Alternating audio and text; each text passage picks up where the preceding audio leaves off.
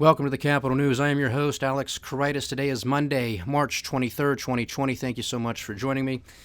Title of today's podcast, The Fed, to Infinity and Beyond. It was just a matter of time before we came to this point of reckless abandon to the nth degree, to the likes of what is going to be classified and termed, at least to the layman, as helicopter money. Because it was only a week ago, not yesterday Sunday, but the previous Sunday, which I do believe was the 15th of March? The Ides of March, beware the Ides of March, et tu, Brute. They stabbed us in the heart, they stabbed us in the back with these reckless policies for generations, and now they are putting the pedal to the metal because their house of cards is crashing down under its own weight. And like a carpenter with only a hammer, that's all they know how to use. So they're slashing interest rates to zero, quantitative easing, $700 billion, but we're going to find out shortly that that was not enough. It's only been a week, and $700 billion was not enough. They're resorting to helicopter money. That's what's coming. It's not enough to stay within the confines of the Federal Reserve Act, and only through the secondary market purchase Treasuries, and now even mortgage-backed securities. Anything that has sort of a government guarantee is what the Federal Reserve is allowed to purchase and put on their balance sheet. But that's not enough. That's not enough. The discount window, calling all banks to the discount window, which is only supposed to be an emergency window, but calling all banks to use it and don't feel bad about it. Removing the reserve requirement to have any type of cash on hand against deposits. Let's just eliminate that entirely. Let's just set it to zero so that banks can lend, basically to infinity, because there's no check. The cash on hand is supposed to be the check. It's the limitation. Well, now there's no limitation.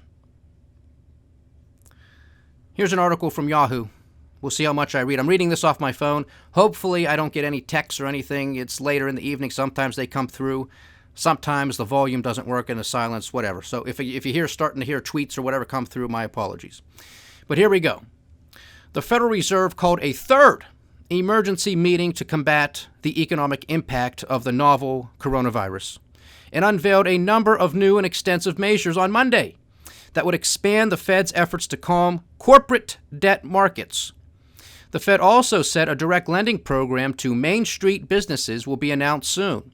With turmoil continuing in corporate financing markets, the Fed expanded the scope of its asset purchases under its quantitative easing program and announced 4 new measures to grease the commercial paper, corporate bond, and even ETF markets.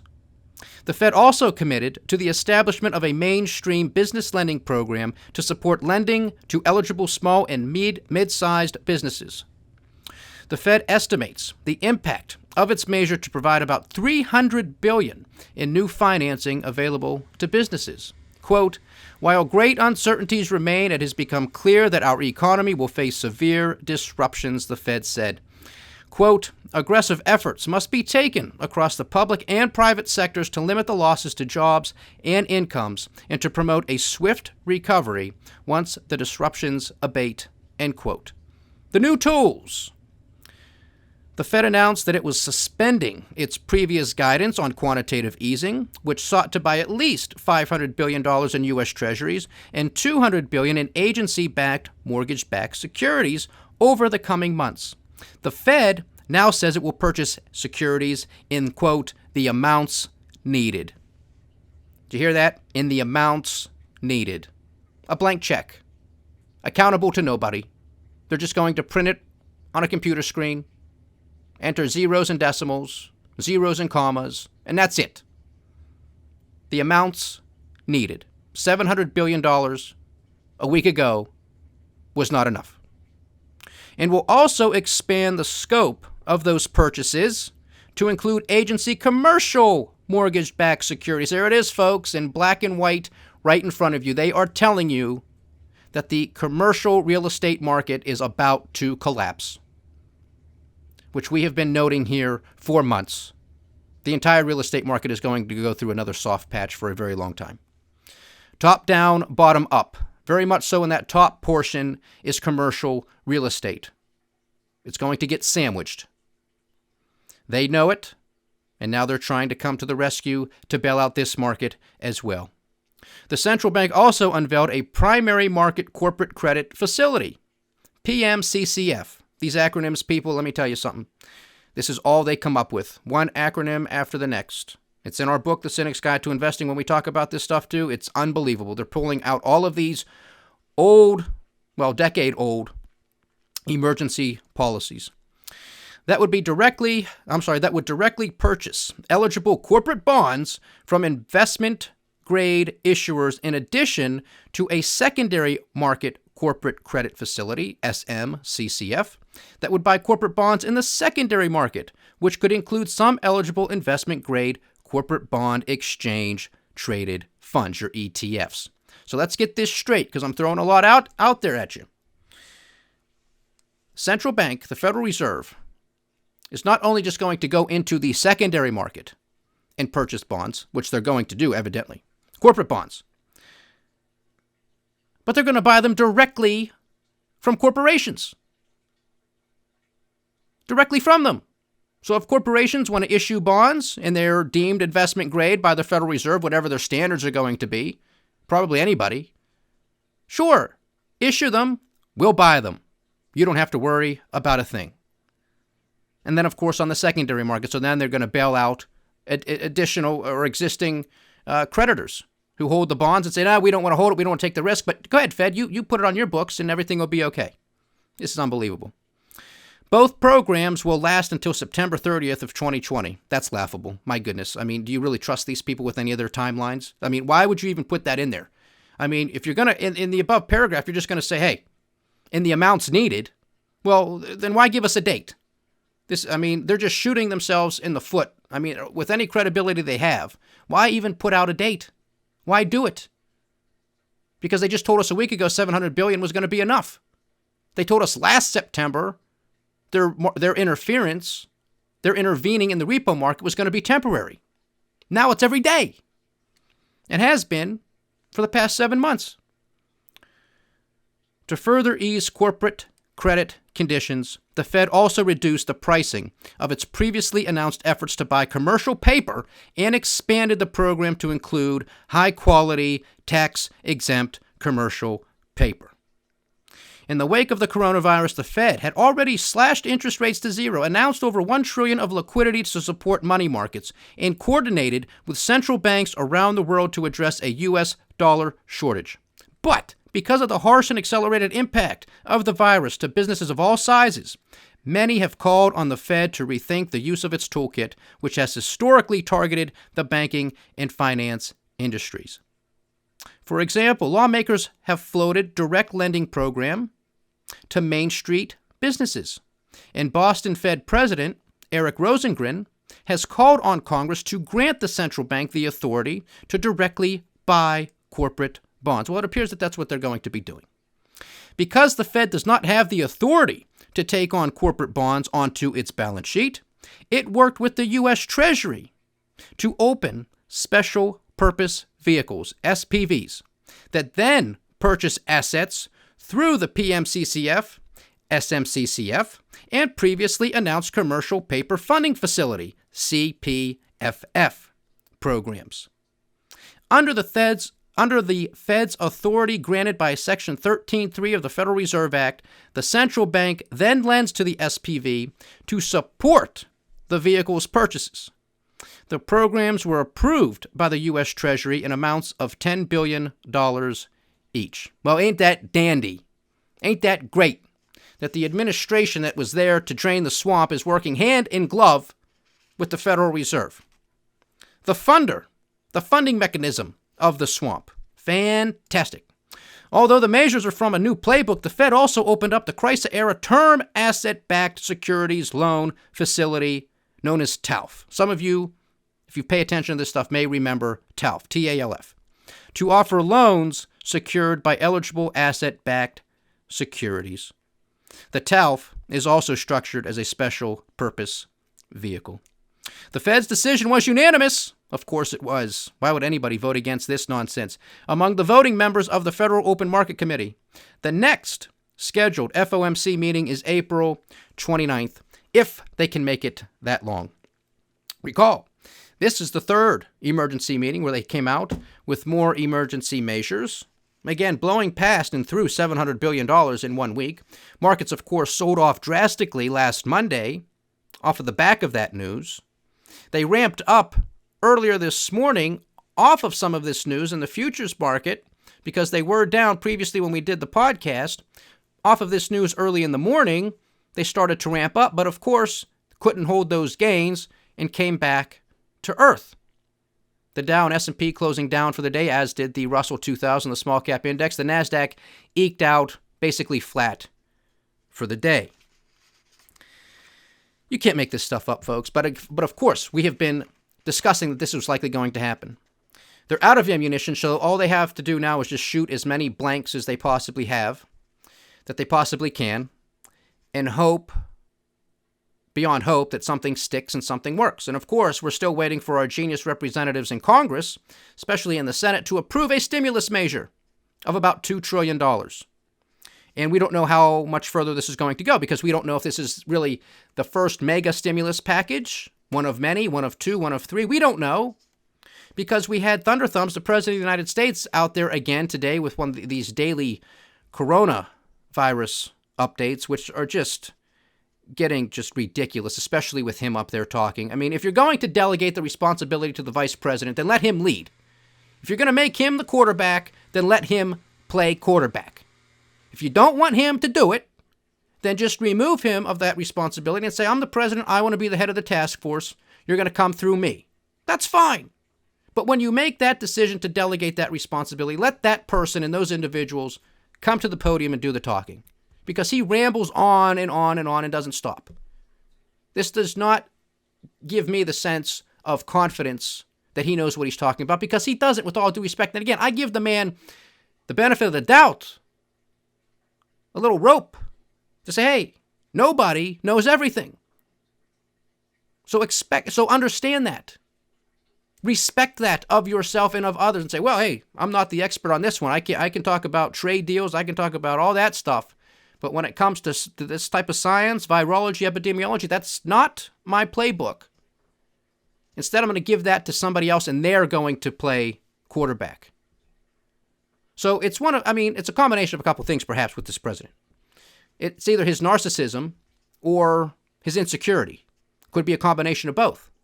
Because, God forbid, Mike Pence sounds and acts more presidential than him, or a scientist from the CDC or NIH or somewhere else comes up on that podium and sounds more credible and acts more presidential.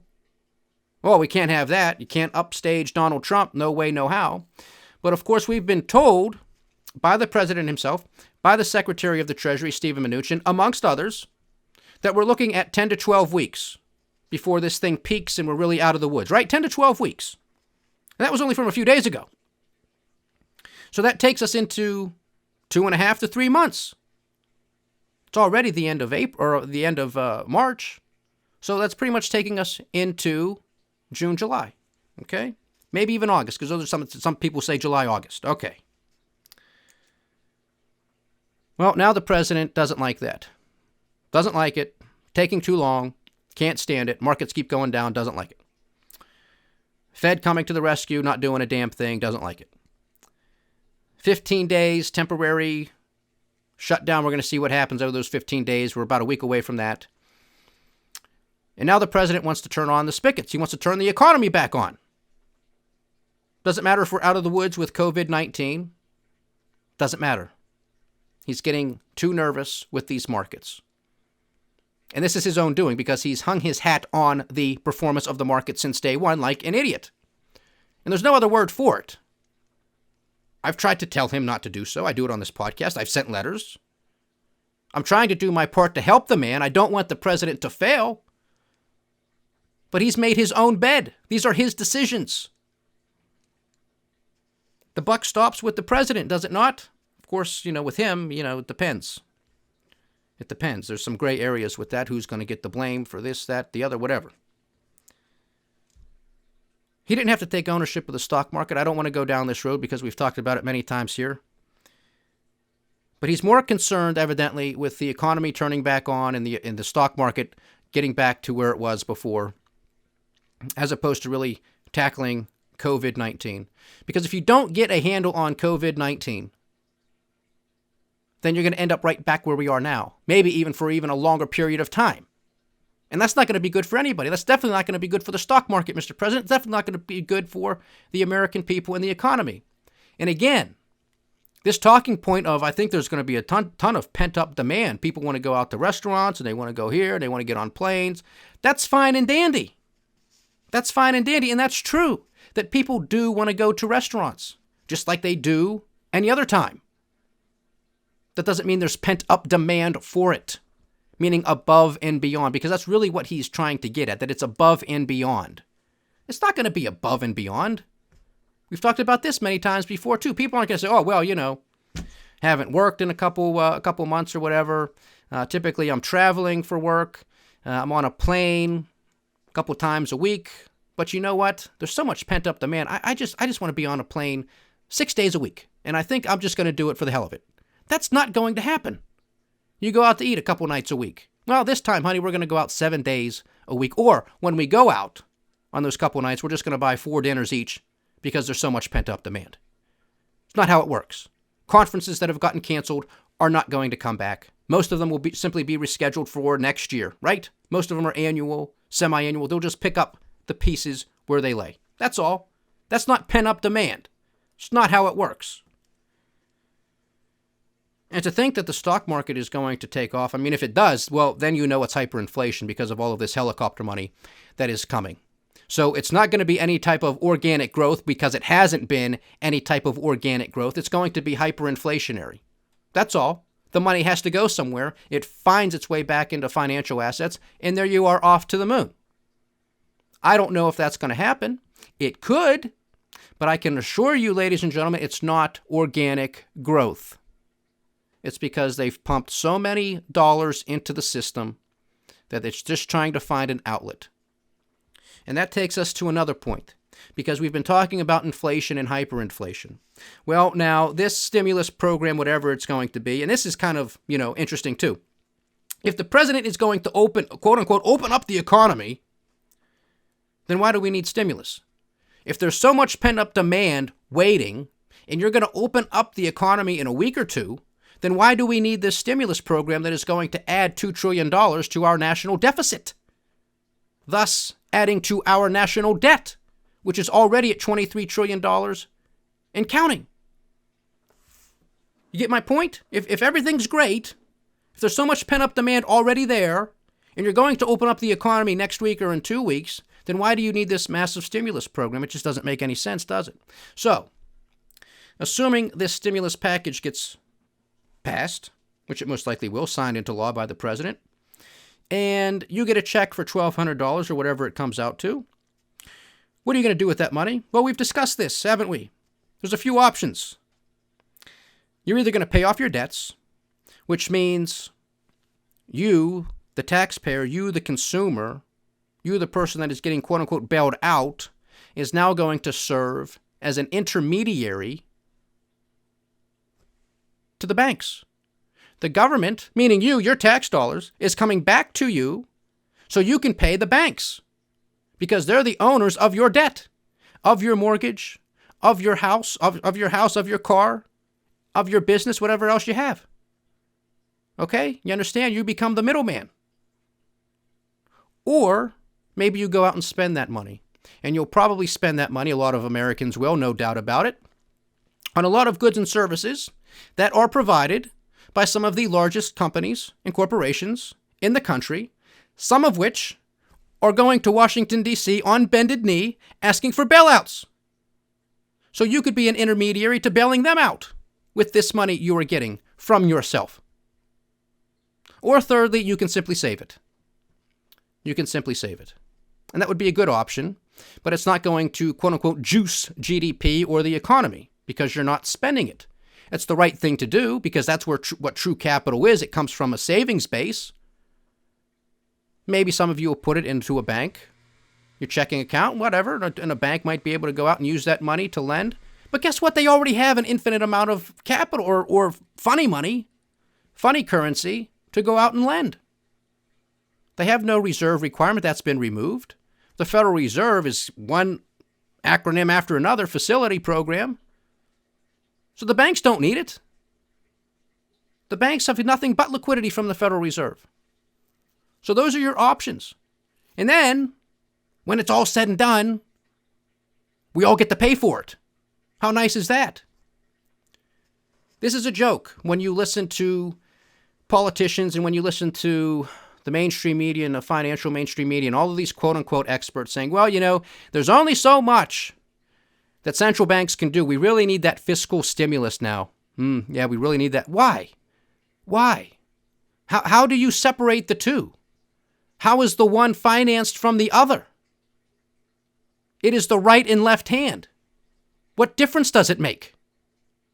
I mean, the only difference it could make is if you're talking about a country that runs a budget surplus. They actually have the cash. They actually have a savings base to work from, to sustain themselves. They have a rainy day fund. We don't have that here in the United States of America. We run twin deficits. A budget deficit and a trade deficit. We have no savings as a government, as a country, as taxpayers. So how is this going to be financed? By the central bank, by the Federal Reserve. You understand this loopy, circular, idiotic, asinine logic that they're throwing at us? And, I guess because they got a nice smile and they've come from a fancy school and they're on TV, we're supposed to believe them. Oh, yeah, there's only so much the Fed and the ECB and the Bank of Japan can do. It's really up to the governments now to step up to the plate. With what money? They're all broke. They're all broke. This is the simplest connect the dot picture you could put together of understanding this financing, of understanding how this money gets from point A to point B.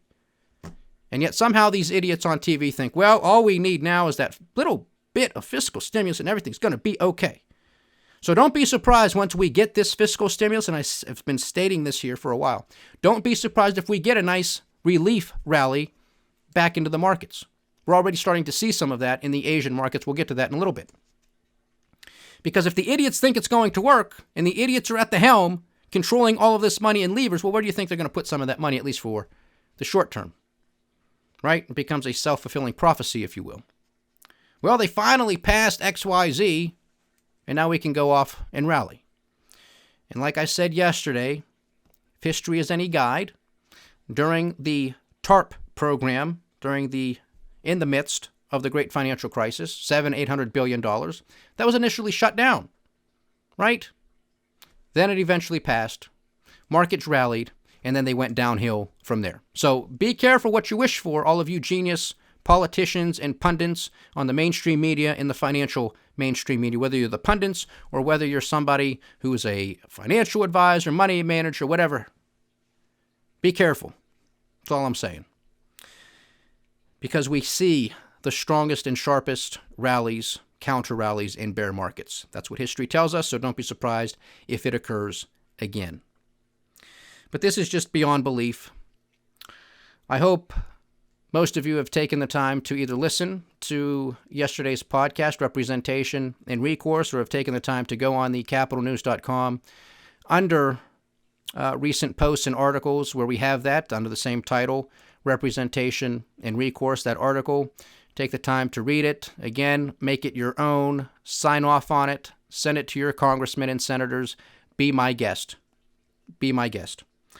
Because people have to wake up.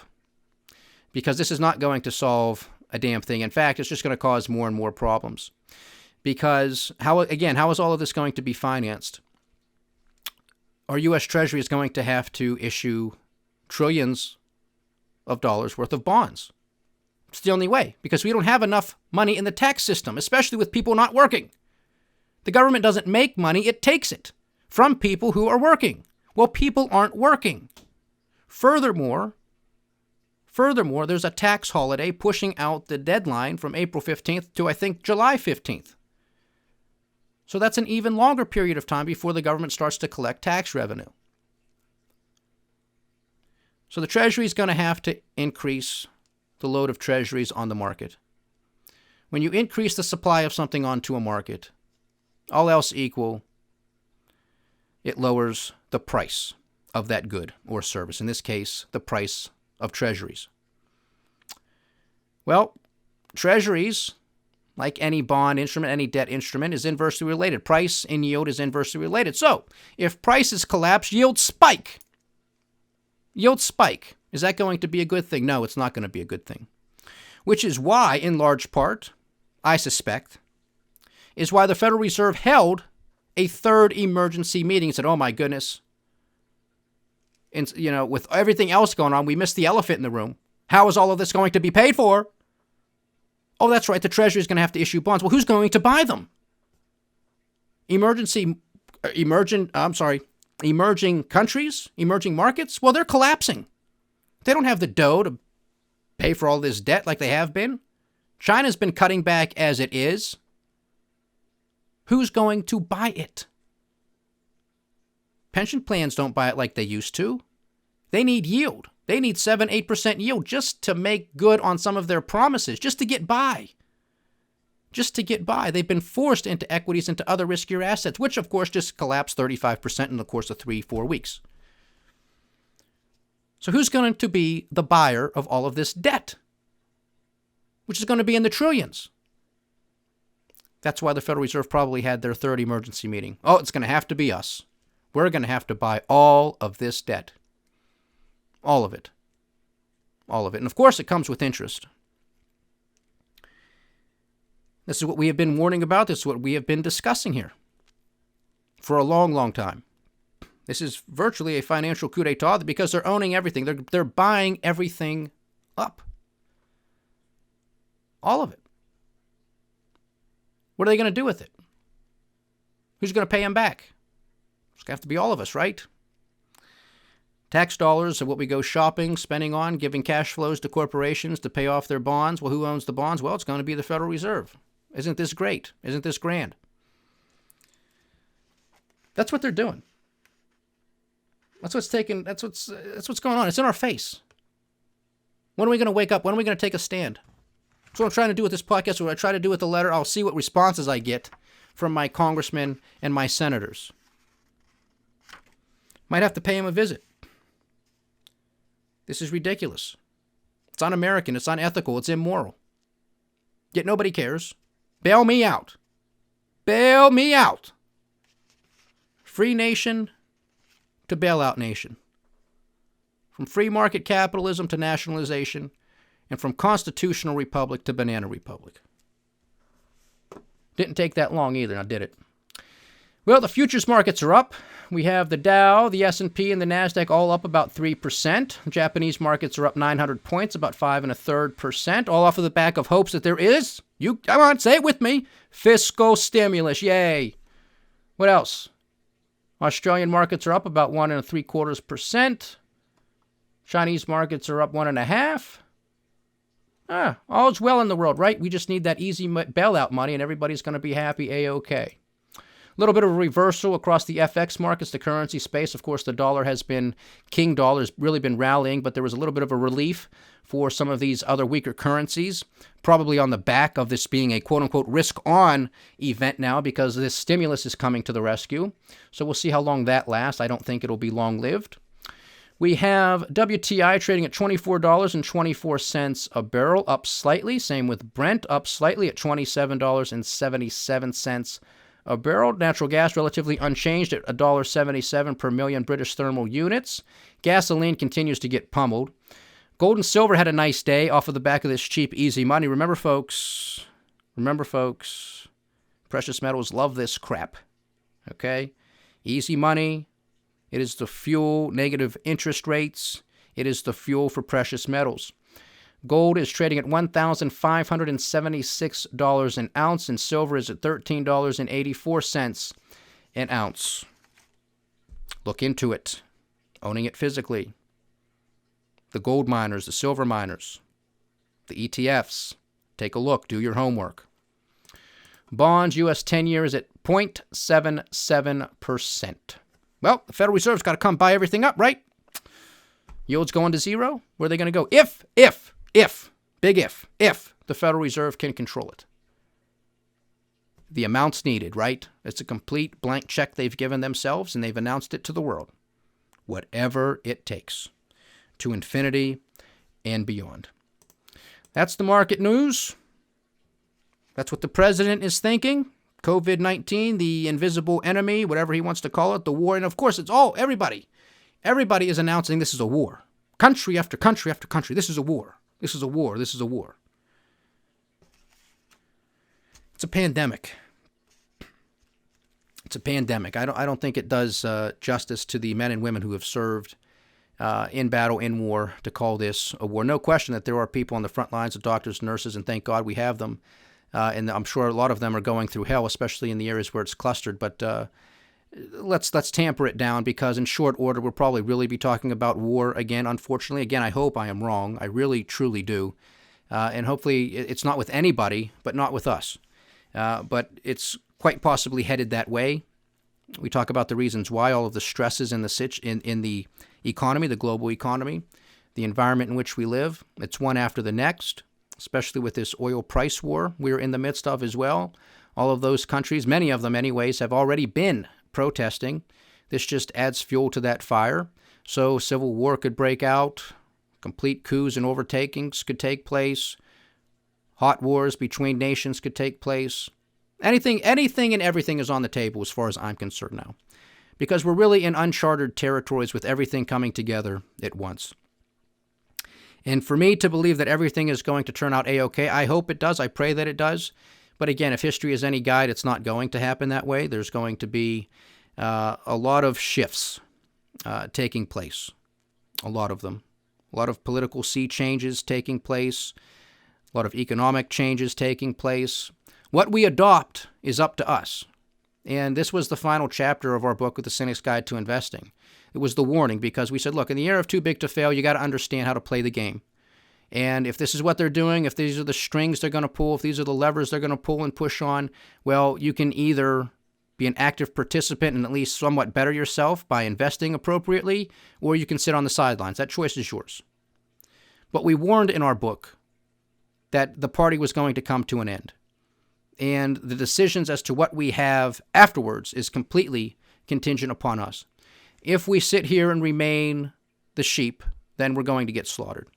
But if we stand up for ourselves, for our country, for our Constitution, then maybe, just maybe, we can restore our constitutional republic.